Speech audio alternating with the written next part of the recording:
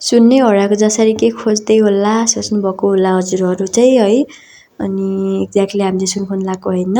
Hello and नमस्ते everyone, मेरो नाम चाहिँ बिन्दु गिरी अनि चाहिँ हामी चाहिँ सिएनआरएम रोल्पाको एग्रिकल्चर स्टुडेन्ट्स हो।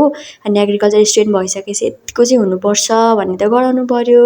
सो हामीले एउटा आन्टीलाई चाहिँ थोरै बारी मागेको थियौँ अनि त्यहाँ चाहिँ हामीले थोरै तरकारीहरू रोपौँ भनेर आज चाहिँ हामीले चाहिँ सफा गर्न आएको छौँ। अनि त्यसपछि थोरै तरकारीहरू चाहिँ हामीले पहिला रोपिसकेको छौँ, त्यति करेला र भिन्डीहरू चाहिँ त्यति करेला र भिन्डी। अनि त्यसपछि आज चाहिँ हाम्रो बोडीको बिउ थियो थोरै, अनि सो त्यो नि रोप्नुपर्छ भनेर हामी चाहिँ सफा गर्न आएको।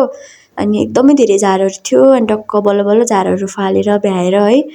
अनि गाह्रो त हुन्छ, अलिअलि काम गर्न त परिहाल्यो। अनि एग्रिकल्चर पढेपछि चाहिँ हामी अलिअलि प्लान्टहरूसँग पनि अट्याचमेन्ट राम्रो हुनुपर्छ हाम्रो।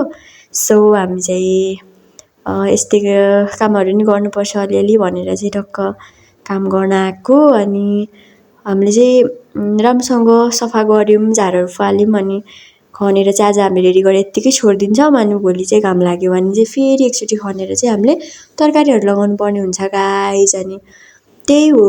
अनि एग्रिकल्चर स्टुडेन्ट भएपछि चाहिँ अलिअलि प्लान्टहरूसँग चाहिँ दोस्तहरू चाहिँ बन्नु पऱ्यो नि त है। अनि फाइनली हामी चाहिँ सफा भएर चाहिँ हामी फर्किन आँटिसक्यो रुममा। अनि हामीले के पनि पायो अनि मेवा नि माग्यो।